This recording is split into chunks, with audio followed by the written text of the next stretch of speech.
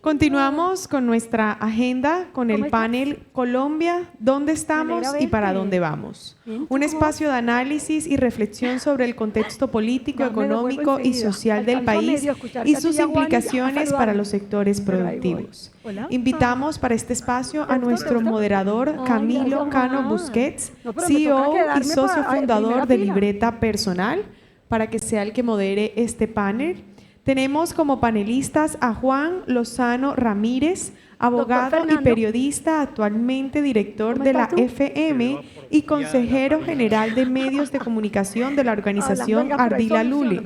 Ha ocupado importantes cargos públicos como ministro de Ambiente, Vivienda y Desarrollo Territorial, ministro de la Presidencia, senador de la República y alto consejero presidencial. Además, ha tenido una destacada trayectoria en medios de comunicación como director del Sistema Informativo de RCN, director de Red Más y panelista y columnista en diferentes medios nacionales. También ha sido docente universitario por más de 30 años y ganador en varias ocasiones del Premio Nacional de Periodismo Simón Bolívar y otros reconocimientos periodísticos. También nos acompaña como panelista Fernando Quijano Velasco, director en Estudios Políticos y Opinión Pública, director del diario La República desde 2009 y reconocido periodista especializado en economía, finanzas y negocios. Cuenta con una destacada trayectoria en medios de comunicación, habiendo trabajado en El País de Cali, El Tiempo de Bogotá, El Mundo de Madrid y como editor general del Colombiano durante 10 años. Ha sido docente universitario y comentarista económico en radio y autor del libro La identidad y la estructura del diario económico, además de haber escrito más de 3.000 editoriales a lo largo de su carrera. Muy bien, le damos paso a nuestro moderador para iniciar con el panel. Muchas gracias, una feliz tarde a todos. Asbama, el reconocimiento por permitirnos estar aquí sentados y compartir con ustedes este momento, un momento muy especial. Doctor Juan, buenas tardes. Doctor Fernando, buenas tardes. Doctor Camilo, muchas gracias y muchas gracias, Asbama, como siempre, por esta invitación. Tengo una enorme responsabilidad y un susto.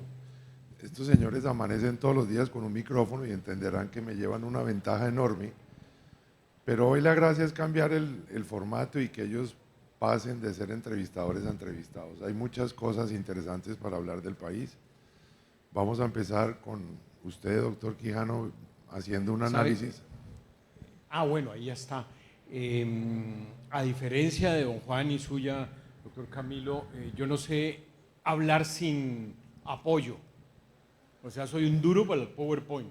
Lo dejamos, perfecto. No, yo simplemente les voy a presentar don Juan, 5 slides que por lo general tenemos estas conversaciones no solamente mañaneras en la FM, sino a través de muchos recorridos que hacemos por ciudades. Básicamente, sigamos, yo creo que ahí, como no tengo el apuntador, me puede ir, perfecto. Esto es muy rápido. Digamos, la gran pregunta que se hace todo el mundo en este momento es, ¿cómo va el cierre económico? ¿A qué? 2 meses de que termine este gobierno. Lo que nosotros siempre tratamos de mezclar es un poquito de análisis económico, básicamente análisis económico con política, con economía. Abajo son los presidentes de este siglo, desde Pastrana hasta Petro, y ustedes ven que nadie hace economía con pesimismo. Es más, yo no conozco economista que sea un profeta del pesimismo. Nadie hace negocios levantándose a que le vaya mal. Y usted ve eso, y Colombia, quedémonos con la última cifra, Colombia es un país de 520.000 millones de dólares, es la 4ª economía súper consolidada y muchas veces estamos muy cerca de Argentina, o sea que esto nos hace ver que somos un país que crece económicamente y que vamos bien. Obviamente, cuando ustedes traslapan esta diapositiva con la de los precios del petróleo, se dan cuenta que somos unos grandes productores de petróleo.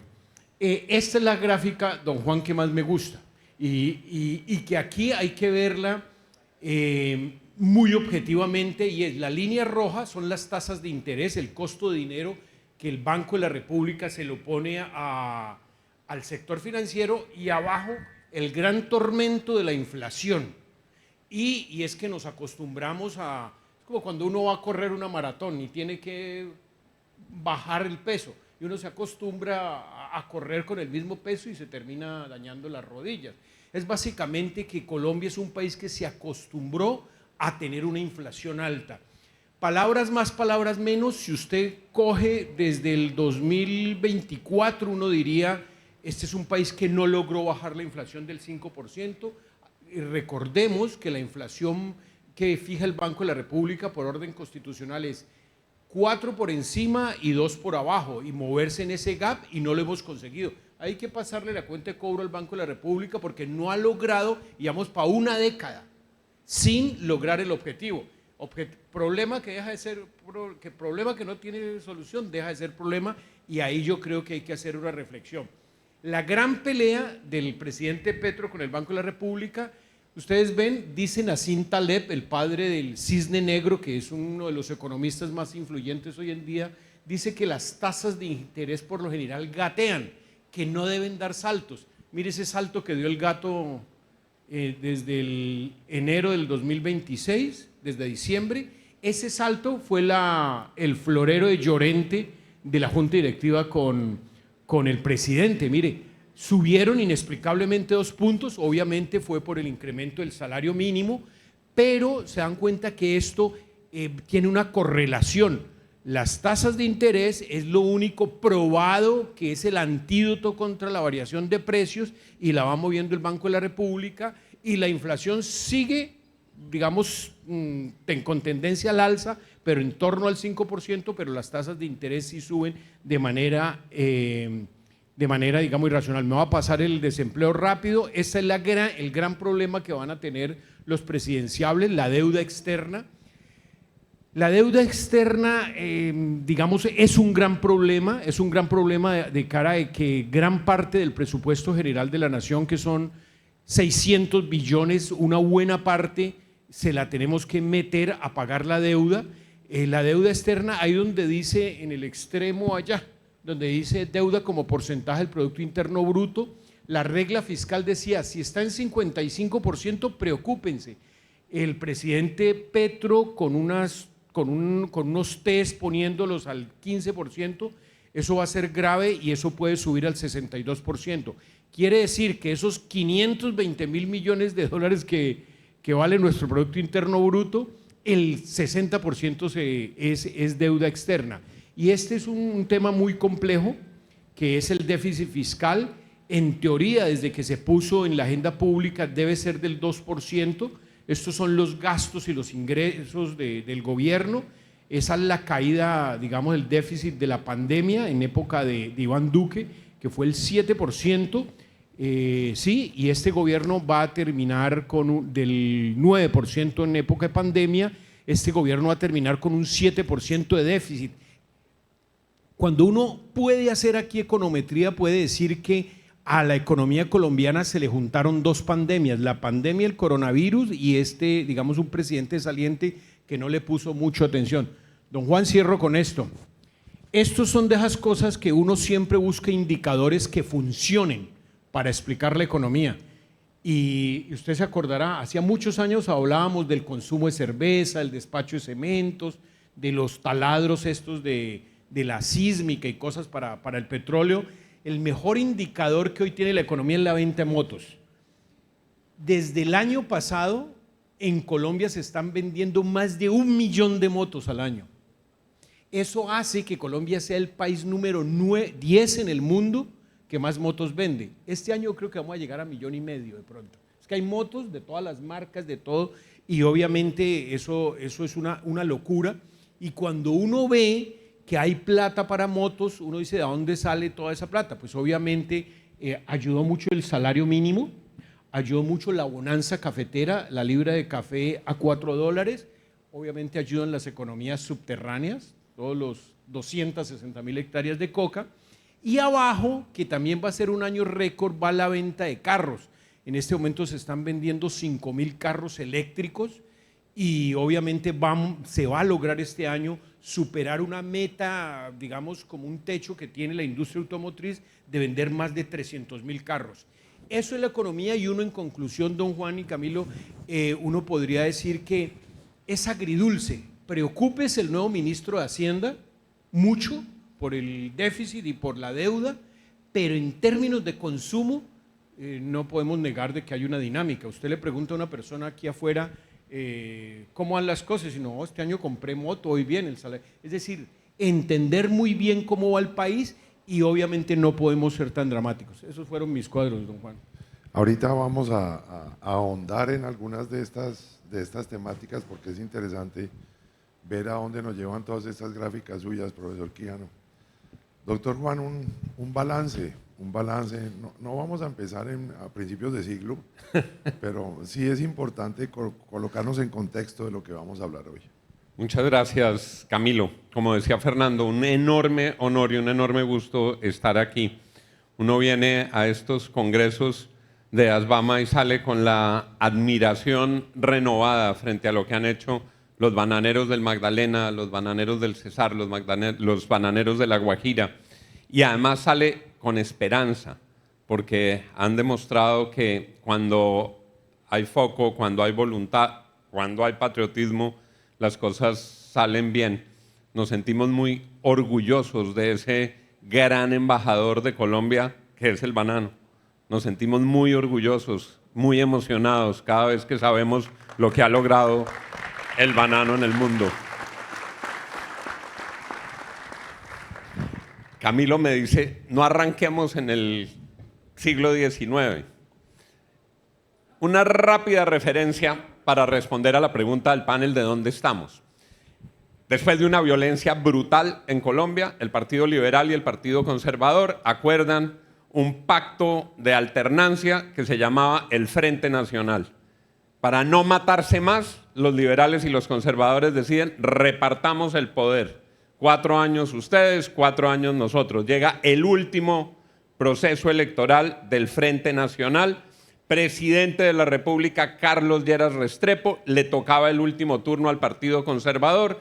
Se presenta como candidato fuerte del Partido Conservador Misael Pastrana Borrero, irrumpe como una figura disruptiva en la vida política colombiana a nombre de la ANAPO Gustavo Rojas Pinilla, quien había protagonizado el único golpe de Estado en la vida reciente del país. Lo rehabilitan en sus derechos políticos después de haber estado condenado y en el exilio. Funda la ANAPO y el 19 de abril de 1970 hay una elección muy pegada, muy reñida, muy disputada. En esa elección, en los primeros boletines iba registrando una votación altísima Gustavo Rojas Pinilla. La narrativa que se instaló en la cabeza de los colombianos es que se va la luz y cuando vuelve la luz va ganando Misael Pastrana Borrero, y ese día se marca como el antecedente del nacimiento de una nueva guerrilla en Colombia que se llama el M-19, Movimiento 19 de Abril, con ocasión de lo que ellos denominaron y nunca se probó el fraude electoral. Ese es el ADN político de Gustavo Petro. El M-19 y Gustavo Petro nacen de un fraude electoral. Venimos a hoy. ¿Qué lleva diciendo 15 días Gustavo Petro? Que las elecciones no son confiables. Que si no le entregan el código fuente de la registraduría habrá fraude. Que no pueden confiar en ese resultado electoral. Viene la misión de observadores de la Unión Europea y nos dicen a todos los colombianos, eso es paja. No puede entregar el código fuente el señor registrador, porque si entrega el código fuente, como lo pretende el presidente, lo que termina sucediendo es que todo el sistema electoral entra en una enorme vulnerabilidad. Van los observadores internacionales a la Casa de Nariño el miércoles pasado, el presidente de la República les vuelve a decir quiero el código fuente, los observadores le dicen no señor, no lo puede pedir, no lo puede pedir. Le dicen vía todos los medios de comunicación al registrador, no lo entregue. Su tarea no es entregar el código fuente, su tarea es preservarlo. ¿Por qué estoy mencionando eso? ¿Dónde estamos? En una elección hipercompleja, con un presidente de la República que empieza a decir que puede haber fraude electoral. ¿Qué pasa si Iván Cepeda pierde la elección? ¿Qué va a pasar si Iván Cepeda pierde la elección y si es una elección apretada? El presidente de la República lo ha dicho 3, 5, 10 veces y lo sigue diciendo a pesar de que el registrador, a pesar de que el Consejo Electoral, a pesar de que la industria del software y Fedesoft y el delegado de la Unión Europea y los observadores internacionales le están diciendo no hay un fraude. Pero supónganse que ocurre lo contrario, que pierde Iván Cepeda, que gana Iván Cepeda. Quien pierda puede decir, levantar la mano y decir, pero si fue el presidente el que dijo que iba a haber fraude. ¿Por qué menciono esto? Porque Colombia es un país de tradición profundamente democrática, en la que el señor presidente de la República ganó curul como representante, ganó curul como senador, ganó la elección de alcalde mayor de Bogotá, ganó la presidencia de la República con un sistema que sí le sirvió. Y ahora que estamos frente a una de las elecciones más complejas de la historia de Colombia, más difíciles de la historia de Colombia, con agitación popular en las calles, con una profundización en el desafecto entre los colombianos hostigados desde el gobierno nacional, viene un proceso con estas dificultades. Cierro con una voz que no es mía, es del alcalde mayor de Bogotá, Carlos Fernando Galán. Ayer, una marcha que arrancó, ojo, en la Universidad Pedagógica. Después de varias reuniones y encuentros en la Pedagógica, destruye la sede de Paloma Valencia, vandalizan las sedes de Bancolombia, vandalizan propiedad privada. Nosotros estábamos en Cali emitiendo la FM desde Cali, casi no podemos llegar al centro de convenciones porque habían bloqueado 10 puntos de Cali. Hay un bloqueo en la vía Buenaventura, el puerto más importante del Pacífico, que lleva 4 días. Hay una minga enfrente de la oficina del alcalde Eder. En las distintas ciudades hay problemas de orden público y dice Carlos Fernando Galán, señor presidente de la República, esto es culpa suya. Y es culpa suya porque usted dijo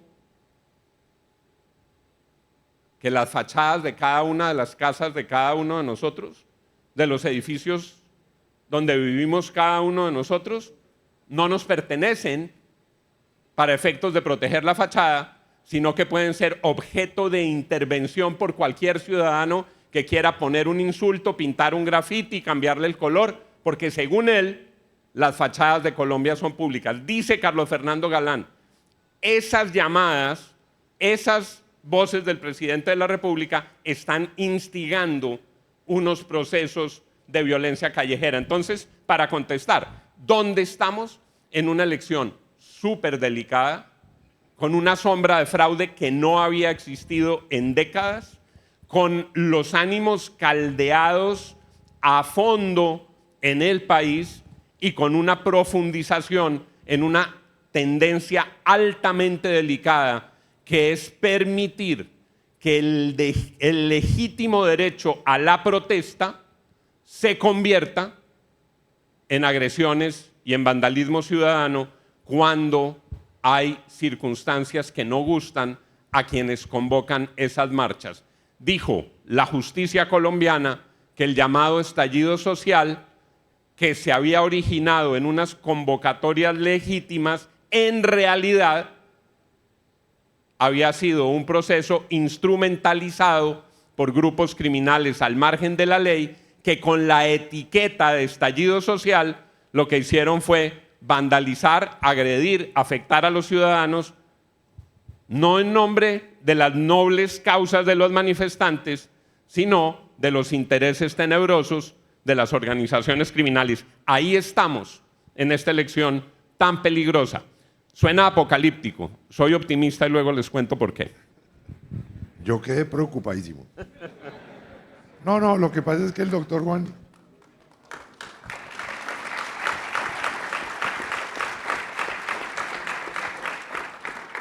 Lo que pasa es que el doctor Juan se tiró mi última pregunta, porque íbamos a terminar todo este conversatorio hablando si era posible o no que hubiera una manipulación del resultado electoral.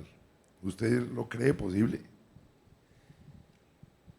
Yo creo, por el ejercicio que se ha hecho, que los vicios de la política colombiana, como lo ha señalado el registrador, son mucho más peligrosos que la eventualidad de un fraude por manipulación del software. En Colombia, el sistema no ha podido enfrentar la violación de topes en las campañas, el manejo de dinero en efectivo en las campañas electorales, los aportes indebidos, la compra de votos, el trasteo de votos, que ha ocurrido y acabó de ocurrir en las últimas elecciones de Congreso. Uno no podría decir el sistema electoral de Colombia es un sistema perfecto, tiene muchas complicaciones y muchos vicios, pero lo que uno sí puede decir con fundamento en la opinión de los expertos es que la causa del fraude que está señalando el presidente al exigir el código fuente, que es una alteración y una manipulación del software, eso no es posible y eso no existe, entre otras razones, porque el sistema electoral colombiano tiene un componente manual muy fuerte de testigos en las mesas. ¿Cuál es el antídoto? Y en eso el registrador tiene razón. Cada candidatura debe tener cuantos testigos electorales pueda tener, como lo hizo María Corina Machado en Venezuela. Lo que realmente derrumbó el régimen del dictador en Venezuela fue la forma aplicada como María Corina y su equipo montaron gente en cada mesa de votación. Y luego así pudieron saber que Maduro se había vuelto a robar las elecciones. Y como estaban en las mesas y había un conteo manual, le pudieron contar al mundo, este tirano, estos corruptos, nos robaron otra vez la elección y el desenlace ya lo conocemos. Eso es grave, pero tiene un antídoto que está en curso de ponerse en ejercicio en las mesas. Gracias, Juan. Profesor, hace 4 años, y volvemos la película, cuando ganó la administración Petro, hubo una frase que fue sistemática, era que el país iba a acabar. Este país se va a acabar. Se acabó. ¿Cómo estamos realmente en los términos que usted maneja? Sabe que hubo entre la década del 80 y el 90 un líder gremial muy influyente que era Fabio Echeverry Correa. Fabio Echeverry Correa fue el padre del articulito, ¿no? Se hizo famoso por decir que eso de la Constitución y la reelección simplemente era cuestión de cambiar un articulito y se recuerda por eso, pero también era un buen paisa dicharachero y lleno de citas y de frases. Es una cosa siempre y es, la economía va bien, pero el país va mal. Y ese es un tema que uno lo puede ajustar mucho en este momento. Obviamente, los que hacemos prensa económica nos gastamos la vida viendo pasar los protagonistas de las finanzas, de las empresas, los negocios, y todos les va divinamente. Nosotros en el periódico La República sacamos 290 empresarios siempre en el módulo principal y todos están abriendo, están exportando, están creciendo. Y si ve los resultados del primer trimestre de este 2026, todos son muy buenos. Y entonces usted le pregunta a cualquier gerente aquí, oiga, ¿cómo van las cosas? Y dice, pues, bueno, aquí que son exportadores van a decir, el dólar como muy barato, pero bien, haciendo país. Todos tienen una respuesta optimista y adecuada. Y cuando le pregunta, a Fabio Echeverry tenía razón, ¿y cómo el país? Esto está muy mal, muy inseguro, mucha extorsión, mucha cosa, esto muy mal, pero mis negocios van bien. Entonces uno diría, yo creo que es que hay que ser, digamos, la palabra adecuada y queja, y creo que tiene un sesgo editorial, hay que dejar de ser bipolar con el país. Es decir, si usted no puede ir bien y el país va mal, es decir, no sea tan duro con Colombia. De pronto es que Colombia es un terreno abonado para hacer negocios y en eso es que nos tenemos que comprometer. Respuesta corta, no vamos tan mal como la gente cree. Y políticamente, doctor Juan, ¿hay hechos resaltables de este gobierno? Terminando. A mí hay uno que me gusta mucho y es que falta poquito para que se acabe. No, Ese pero me no. parece un hecho importante. No, es que es muy duro. Pero, no, yo le digo dos buenos. Pero yo creo que hay que decir lo siguiente. Y hay, dentro de la bibliografía que se está escribiendo ya sobre el gobierno de Gustavo Petro, hay unos libros muy apocalípticos, muy bien escritos, muy bien documentados. Hay uno de Silverio Gómez que se llama El desastre anunciado del último Aureliano. Hay uno de Aurelio Suárez que se llama No más Petros. Hay uno de Bruce McMaster que se llama La agenda de la desestabilización. Pero han salido un par de libros, uno de Hernando Gómez Buendía y uno de Cecilia López, que dice, mire, Gustavo Petro logró interpretar el sentimiento de capas muy gruesas de la sociedad colombiana que reclamaban espacio, que sentían exclusión, que incubaban unos desafectos que estaban latentes muy grandes porque hay un coeficiente de Gini y unas dificultades en desequilibrios grandes en la sociedad colombiana. Y hay que decir que el gobierno del presidente Petro abrió un poco ese compás. El problema ha sido la ejecución de las políticas en ese camino. Tanto Cecilia como Hernando señalan pasos que se dieron que son importantes. Cuando uno hace la evaluación completa,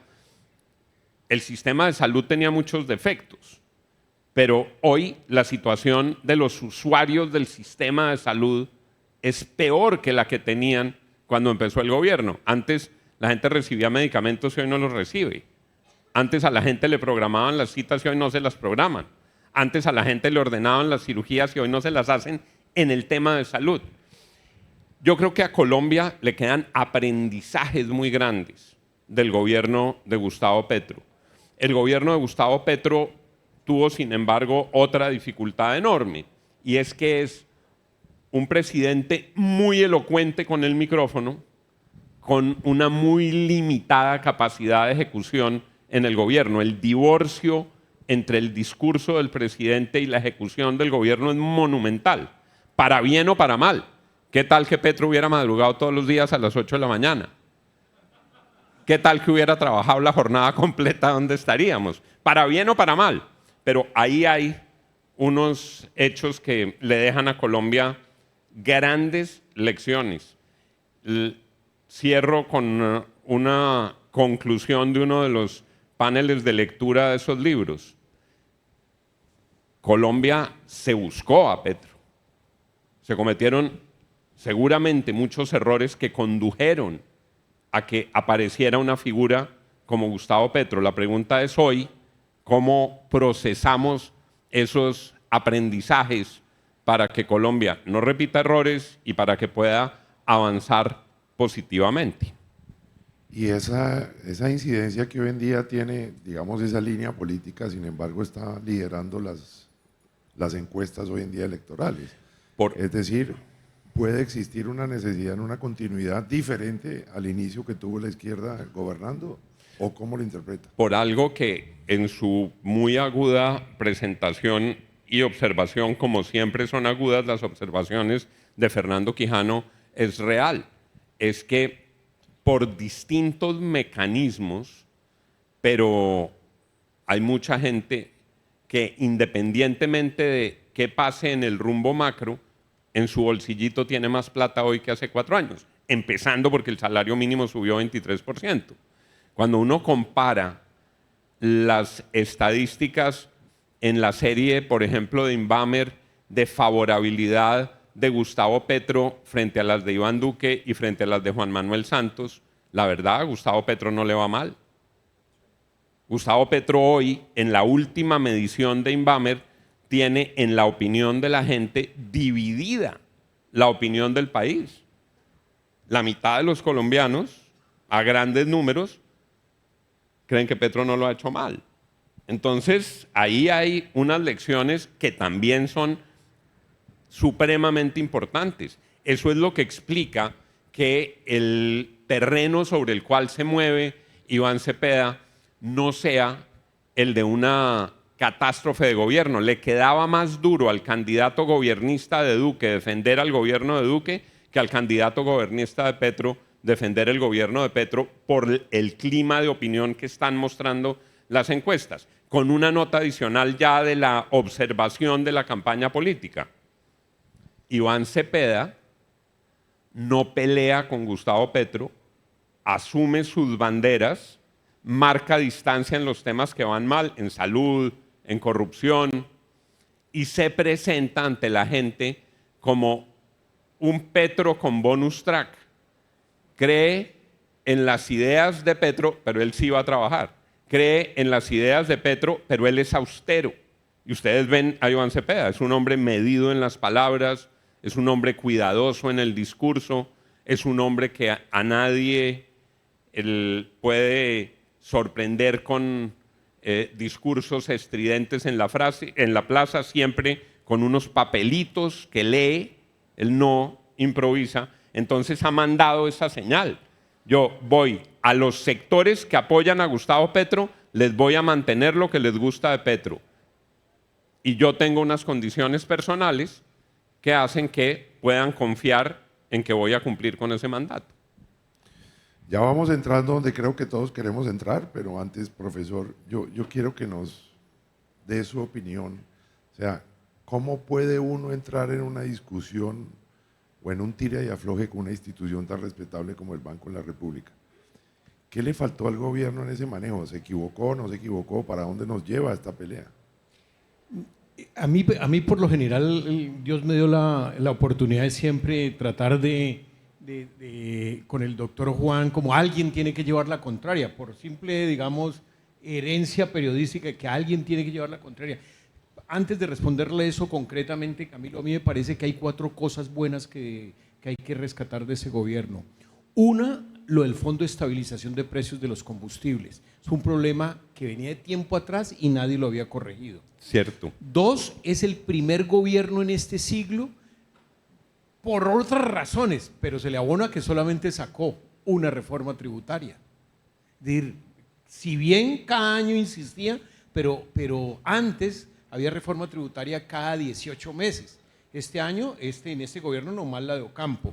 3, yo creo que el sistema general de participaciones, ahora los departamentos sacó adelante que los departamentos tuvieran, digamos, más plata. Eso me parece que son cosas que van a gravitar ahí. Claro que a Petro siempre lo van a recordar es por lo ineficiente, por la mala gestión, por muchas cosas, pero estas cosas macroeconómicas son importantes. Eso era para dejarle ahí 4 temitas que hay que reconocer. En lo otro, mire que yo soy crítico, digamos, antes de la Constitución del 91 había una cosa que se llamaba la Junta Monetaria. La Junta Monetaria eran 9 señores, 7 señores, donde uno de los puestos era de un miembro de la Federación de Cafeteros. Y era una junta como la que propuso Petro, que sean artesanos, campesinos, minorías, que es un poco populista. Después de la Constitución del 91 se crea la independencia del Banco de la República y yo creo que eso quedó mal hecho. ¿Cómo van a hablar de que el Banco de la República es independiente si la preside el chairman, el presidente de la Junta Directiva es el ministro de Hacienda? Punto 1. Punto 2, los codirectores los nombra el presidente y como hubo reelección prácticamente los nombra a todos. Aquí hay una simetría, pero los nombra a todos. De hecho, en una entrevista reciente Petro dijo, es que a mí no me dejaron nombrar los codirectores del Banco de la República. Yo creo que ahí hay que sacar al ministro de Hacienda de la Junta, porque no podemos hablar de independencia. Y 2, yo sí creo que no los debe nombrar el presidente. Ahora dígame quién, no sé quién debe nombrar los codirectores del Banco de la República, pero debe garantizarse una independencia. El presidente Gustavo Petro es muy hábil en echarle la culpa a la gente de la falta de gestión, de su falta, digamos, de capacidad de resolver problemas. Y cuando vio que no podía bajar la inflación por varias razones, uno es mandato constitucional del emisor, pero producción agropecuaria nunca hubo, nunca se habló, eso fue el sector privado, pero nunca hubo incentivos para mayor producción agropecuaria y los precios de alimentos son altos. Los servicios públicos, altos. O sea que fue un tipo que realmente desde el Ejecutivo nunca le aportó a la inflación y entonces le echó la culpa al Banco de la República. Con razón o sin razón, por lo que yo había expuesto, a mí me parece que era pelear contra una institución que es de las más valoradas y que tiene un componente importante, y es que mal que bien Colombia ha logrado tener una inflación, la tercera más alta de América Latina, pero tener una inflación controlada. Primero está Venezuela, luego Argentina y luego está Colombia. Esa pelea es una pelea que hay que darla en su momento, solamente que Petro era la pelea adecuada en la persona menos indicada. Yo creo que la perdería Petro, pero en la agenda de temas de aquí al 2030 sí hay que pensar un poquito, por lo menos sacar al ministro de Hacienda de la Junta Directiva del Banco de la República. La preside. Ya veremos qué nos pasa, pero vamos a entrar en el para dónde vamos. Y ahí hay una pregunta para los dos que yo tengo, es ¿cuál consideran ustedes que debería ser digamos, la situación que más se debería abordar inmediatamente suba un gobierno? Por ejemplo, salud, seguridad, manejo de las instituciones, la inflación y el déficit fiscal, la polarización social, otra que no esté aquí, o todas las anteriores. ¿Y por qué? Todas las anteriores con unas anotaciones. El panorama de seguridad es absolutamente crítico en Colombia, como no lo habíamos visto hace mucho tiempo, con fenómenos que pasan incluso por debajo de los radares y que son una verdadera tragedia, como la extorsión. La recuperación de espacios territoriales por grupos al margen de la ley ha sido muy crítica. Digamos que uno filosóficamente le puede encontrar justificaciones a un planteamiento como el de la paz total. Si hay muchos grupos al margen de la ley, es necesario buscar una serie de procedimientos heterogéneos y diferenciales para poder lograr acuerdos con esos distintos grupos. En la teoría, en la práctica, lo que pasó fue que la fuerza pública se replegó y que cuando llegó la hora de reaccionar no tenía condiciones para recuperar el territorio. El problema de seguridad es de unas dimensiones en Colombia absolutamente críticas, porque son muchas organizaciones, muchos mini carteles, economías criminales todas dedicadas o al narcotráfico o a la minería ilegal o a la extorsión o al contrabando o al lavado de activos, pegadas con oficinas de sicarios y armas, sembrando el terror. Y la seguridad en las ciudades se ha vuelto también una tragedia. Entonces, yo diría, el tema de seguridad requiere absoluta atención. Sin seguridad no hay inversión, sin seguridad no hay bienestar, sin seguridad no hay permanencia en los esfuerzos productivos. Lo segundo, que de alguna manera está recogido en eso, hay que volver al orden de las cosas que estableció la Constitución frente a dónde está el motor del desarrollo y el bienestar en Colombia. La Constitución definió dos grandes cosas, que tenemos una república unitaria con separación de poderes y checks and balances, como dicen en Estados Unidos, elecciones democráticas y un país de regiones que cada vez, como dice Fernando, tiene que ser más regionalizado. Pero lo segundo que definió es que el motor del crecimiento y el desarrollo es el sector privado. Y llevamos 4 años de ataques al sector privado. Y el ataque al sector privado es pegarle un sacudón a la Constitución en una de sus piedras angulares. La Constitución nuestra no dijo que el Estado era el que tenía que construir las vías, ni que el Estado era el que tenía que poner el Internet, ni que el Estado era el que tenía que hacer todo lo que los privados están haciendo bien. El gobierno ataca la libertad de empresa. El gobierno ha atacado ese principio de autonomía del capital privado y lo ha vuelto incluso pecaminoso.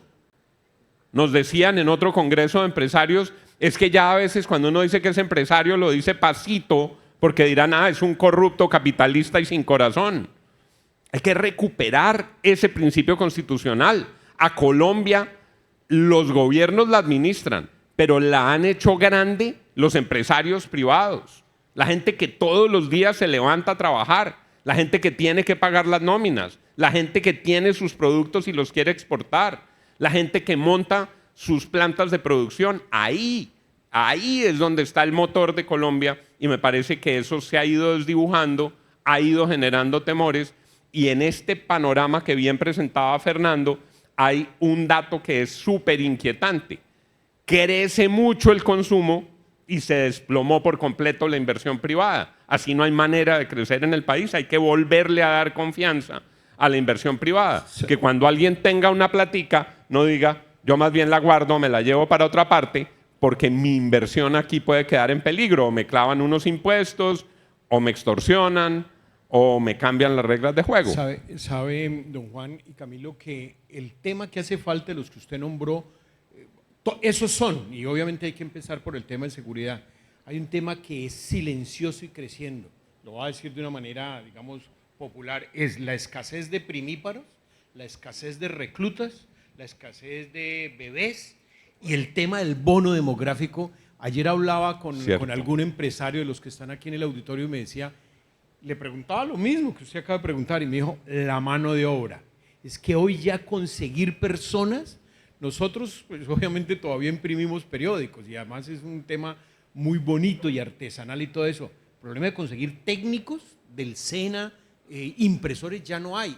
Hay jóvenes, los jóvenes quieren otras cosas, los jóvenes emigran, hay pocos jóvenes. El tema de demográfico en Colombia, creería, de eso no ha hablado ni Cepeda, ni Paloma, ni Abelardo, pero creo que es un tema que hay que ponerle mucha atención.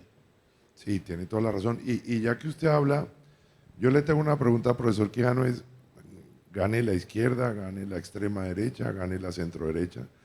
Lo primero que vamos a enfrentar todos los colombianos es una reforma tributaria. ¿Qué elementos debería tener esa reforma tributaria? Y al final de eso, ¿qué nos va a pasar con el dólar? Sabe que esto es bonito y la pregunta que usted hace es, y la tenemos que desarrollar bien, don Juan, y es, ¿qué elementos constitutivos tiene una reforma tributaria de izquierda y qué elementos constitutivos tiene una reforma tributaria de derecha? El 7 de agosto del 2022, José Antonio Campo radicó la reforma tributaria más grande de la historia del país por 25 billones. ¿Por qué la radicó ese día?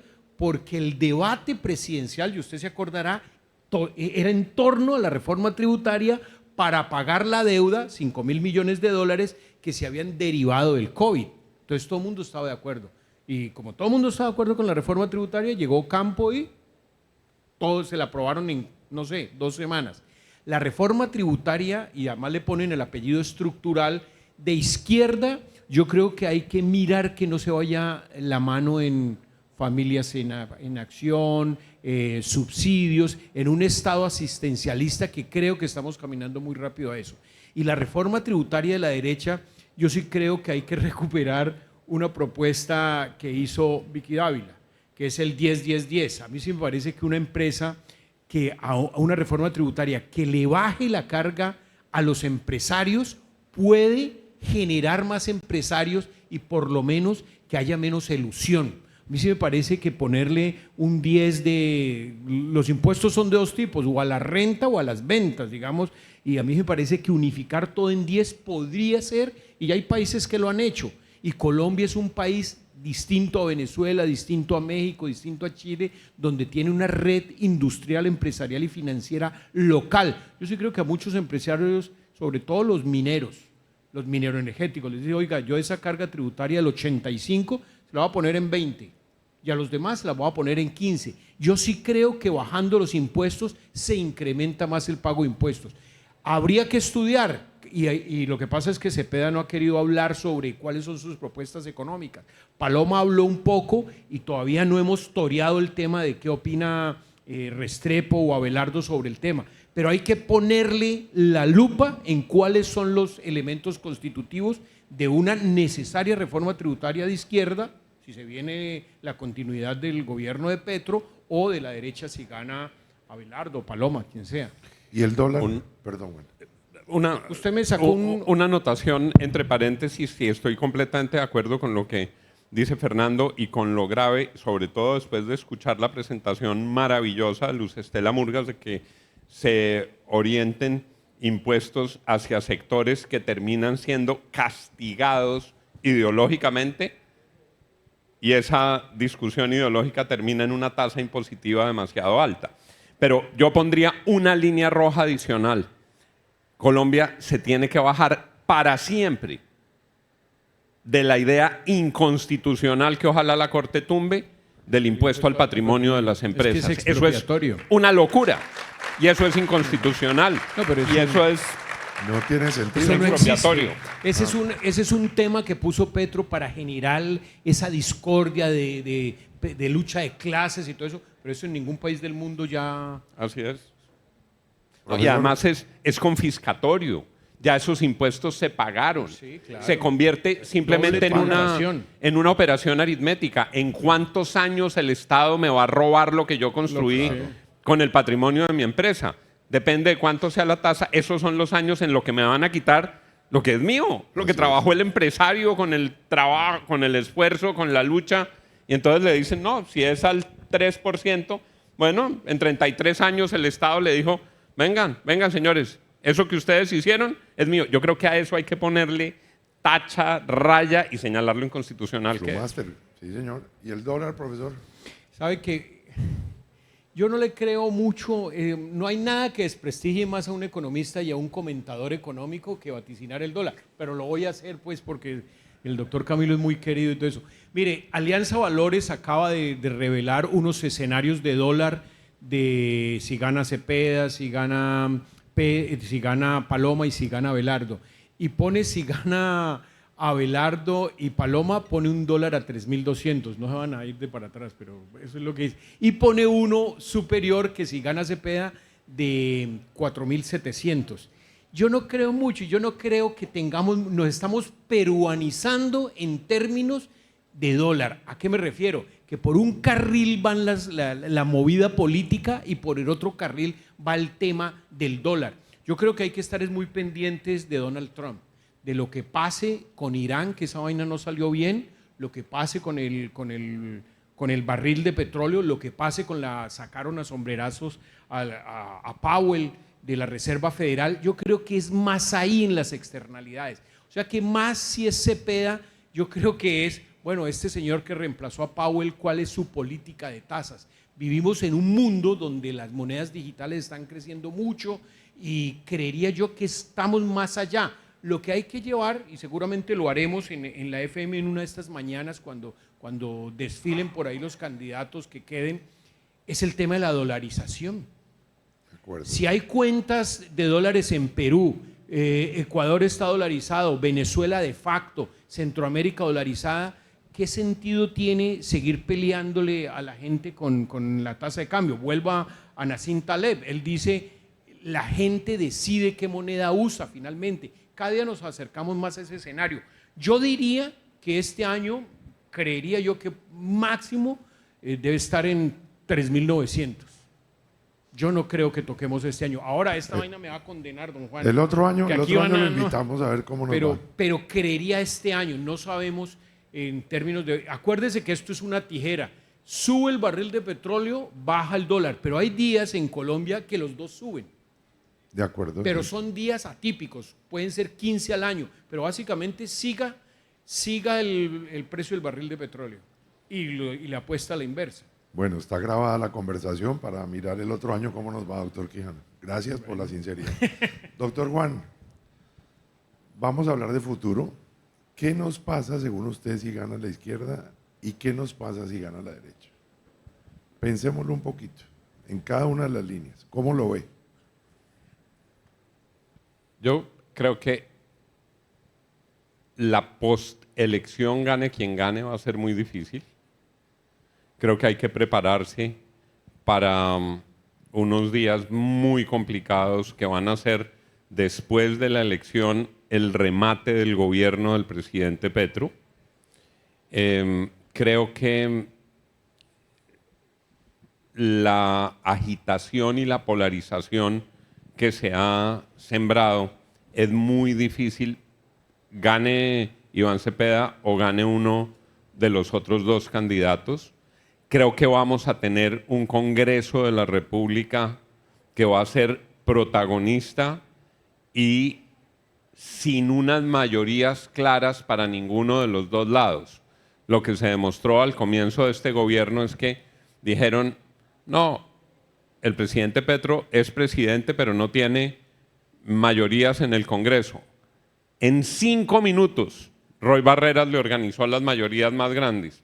Unos ministerios, unos cargos, unos XXX que hubieran podido ofrecer y creo que para eso también nos tenemos que preparar para ser mucho más eficaz y desde los medios de comunicación la veeduría frente al Congreso de la República.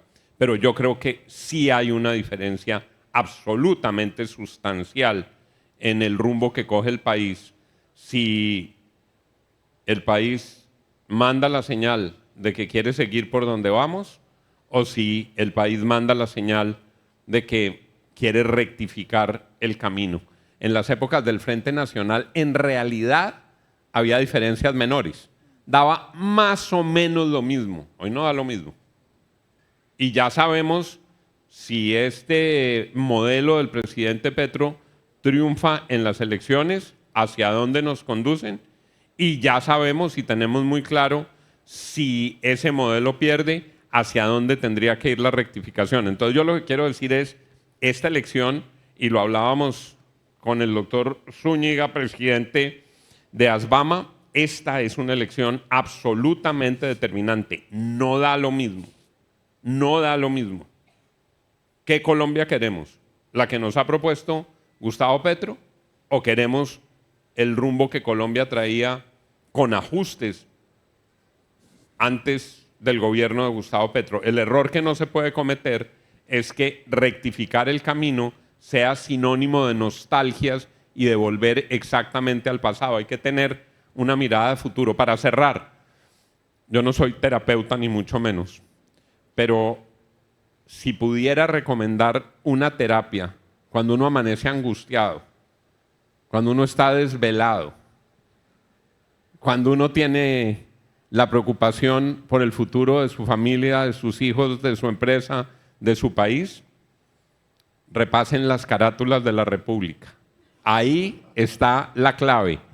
Todos los días hay un empresario en primera página que se sobrepuso a las dificultades de la coyuntura. Yo creo que esa es la clave. Gane quien gane, Colombia no puede perder de vista, y lo veíamos ayer en un letrero en Cali, que Colombia es invencible, que Colombia y los empresarios de Colombia son superiores a cualquier gobierno, y que si en Colombia, con los empresarios siendo superiores a cualquier gobierno, logramos que haya un respeto a la institucionalidad, el país puede superar las tormentas. Lo que pasa es que tenemos o una vía pavimentada de doble carril o una trocha destapada para los próximos años. Pero sí hay una gran diferencia en lo que viene. Gracias, Juan. Vamos a, si nos regalan 10 minuticos más, nos hacen falta unas preguntitas, pero creo que son importantes y de interés. No, Profesor, 10 minutos. 10, sí. Bueno, si esto depende de ustedes. Ahorita les hago preguntas cortas de sí o no, como en un debate electoral.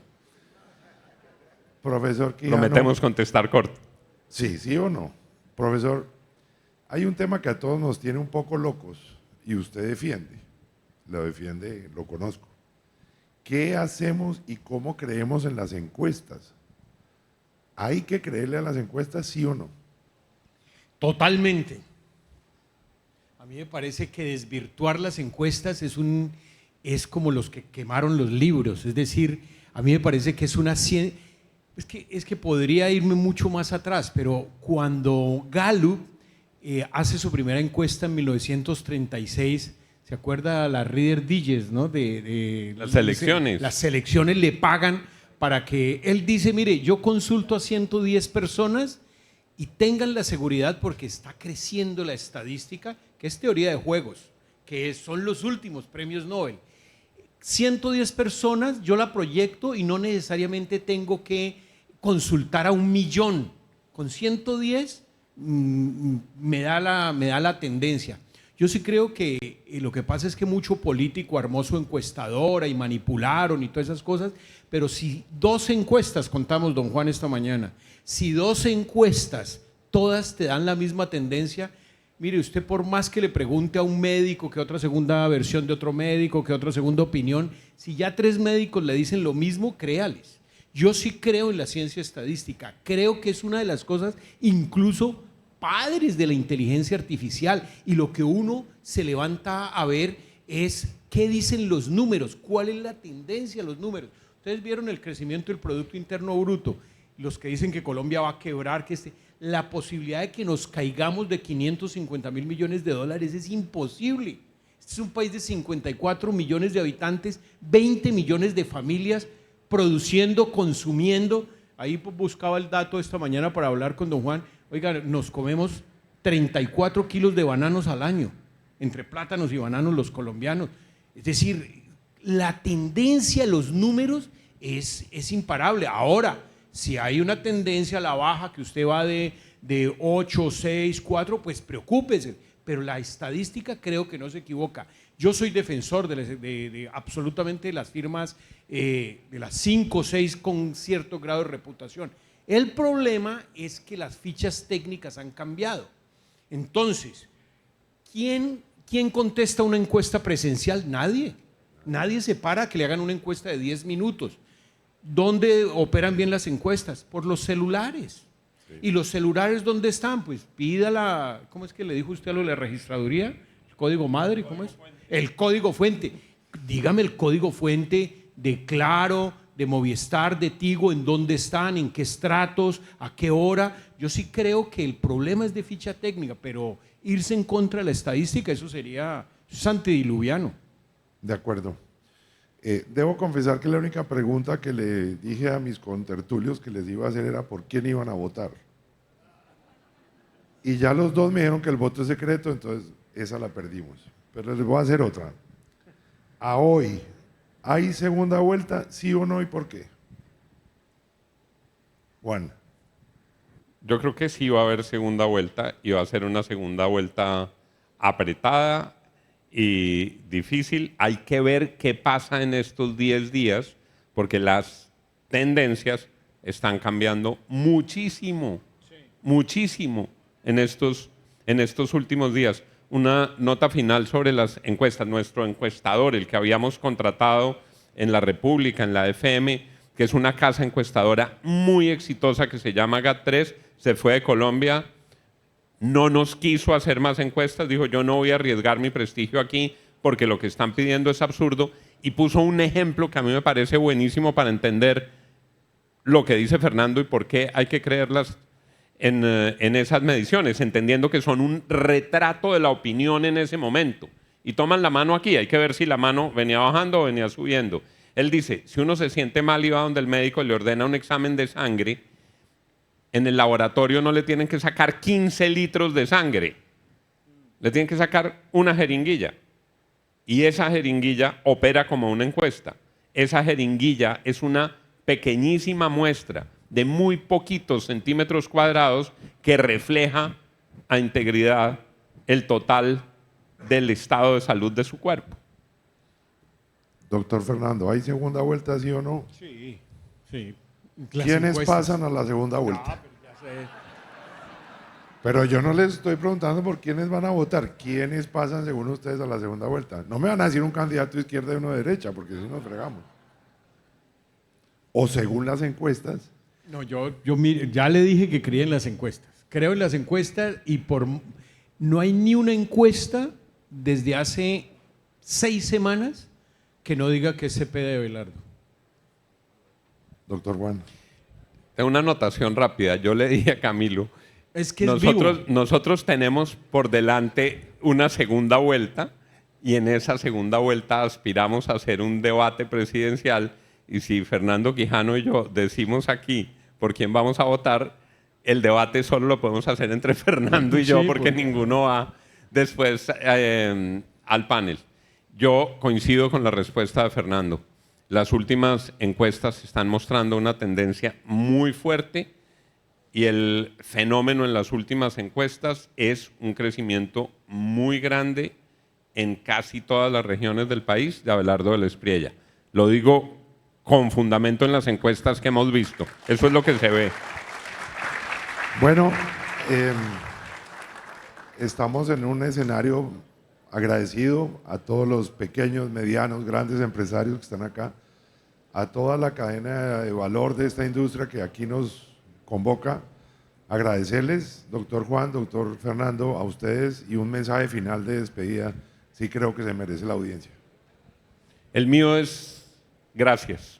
Gracias por hacer lo que hacen por Colombia, gracias por luchar por este país, gracias por meterle el hombro y gracias por permitirme estar con mi querido amigo y colega el doctor Fernando, con mi querido amigo y colega don Camilo, y gracias por permitirme compartir con ustedes este rato. De verdad que me honra mucho y se los agradezco mucho. Gracias.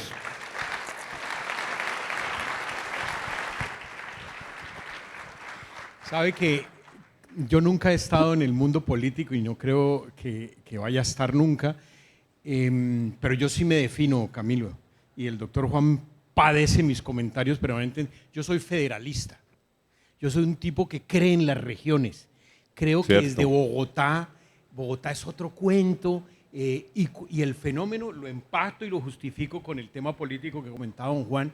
El fenómeno de Abelardo, y se lo decía a alguien, yo de pronto era la persona que me traía del aeropuerto ayer, es que Colombia, y eso sí que le choca a los bogotanos, yo no soy bogotano, que Abelardo es el promedio colombiano, es un personaje auténtico, es un personaje, por eso es de Bogotá, dicen, pero ¿cómo así? Es que no han ido a la costa, es que no han ido al suroccidente colombiano, es que no han hablado con paisas, cosa que hacemos permanentemente. Y yo sí creo que este país, el paso que tiene que dar es ser una Colombia de regiones. Y les agradezco, y realmente siempre que vengo a ese congreso me llena mucho, es que como un congreso hecho en Magdalena, don Juan, suena despectivo el comentario, pero es todo un abrazo, como un congreso hecho en Santa Marta por los bananeros del Magdalena se está volviendo en el evento más importante de la fruta colombiana. Y eso es que desde Bogotá o desde Medellín, o no sé, o desde Cartagena, no ponderan que este es un país de regiones. Lo que nos enseñan los bananeros del Magdalena es que hay una Colombia pujante, como lo dijo usted, grandes embajadores de Colombia, y que esta es la Colombia, que son 9 grandes regiones. O sea que el gran futuro de este país es esto. Ojalá esto se hiciera en Neiva, ojalá esto se hiciera, no sé, en Popayán, se hiciera en Pitalito, que es el nuevo eje cafetero, no lo conozco. Pero eso es, esto que nos muestran en el Magdalena es la Colombia que se desconoce en Bogotá. Muchas gracias a todos.